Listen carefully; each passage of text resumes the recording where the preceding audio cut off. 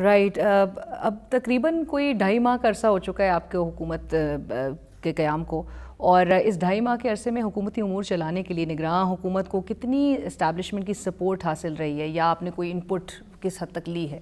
یہ ہمارا تو ایکسیلنٹ ورکنگ ریلیشن شپ ہے. ہم اور میرا تو یہ آن ریکارڈ میں کہنا چاہوں گا کہ اگر پاکستان کو اس اکنامک چیلنجز سے اور اس کرائسس سے ایون پولیٹیکل سے نکالنا ہے، پرٹیکولرلی اگر گورننس کے چیلنجز کو ایڈریس کرنا ہے، تو کسی بھی فیوچر مینڈیٹڈ حکومت کو جو کورس آف ایکشن ہے وہ یہی میرا مشورہ ہوگا کہ جتنا یہ ورکنگ ریلیشن شپ سموتھ رکھیں گے، بہتر رکھیں گے، یہ 24 کروڑ لوگوں کے لیے ایک خوشخبری ہوگی. پاکستان کے مسائل کوئی فریق علیحدہ حل نہیں کر سکتا، چاہے وہ سیاسی جماعتیں ہوں، چاہے وہ اسٹیبلشمنٹ آن اٹس اون ہو، چاہے وہ اسٹیٹ کے باقی پلرز ہوں، میڈیا ہو، جوڈیشری ہو.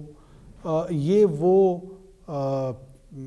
اینگل ہے، یہ وہ پہلو ہے جو میرے خیال میں اب سب کو ریئلائز کر. اور یہ آپ کا مشورہ سب کے لیے ہی ہے، یا اس میں بھی کسی ایک مخصوص جماعت کے لیے کوئی پیغام ہے؟ دیکھیں، میں کسی مخصوص جماعت کے لیے، کسی مخصوص شخص یا فرد کے لیے کوئی میسیجنگ نہیں کرتا.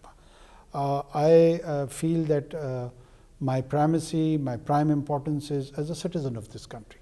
اور میں یہ بات بطور شہری کر رہا ہوں، اور میں یہ ایک رسپانسبل سٹیزنری کے طور پہ کہہ رہا ہوں کہ اگر کوئی پریڈکٹ نہیں کر سکتا کہ فیوچر کی حکومت کس کی ہوگی. یہ لوگوں کا فیصلہ ہے، عوام کا فیصلہ ہے کہ وہ کس کو چوز کرتے ہیں. اندازہ میرا بھی ہو سکتا ہے، آپ کا بھی ہو سکتا ہے، دوسروں کا بھی ہو سکتا ہے، لیکن نو ون کین بی پریسینٹ.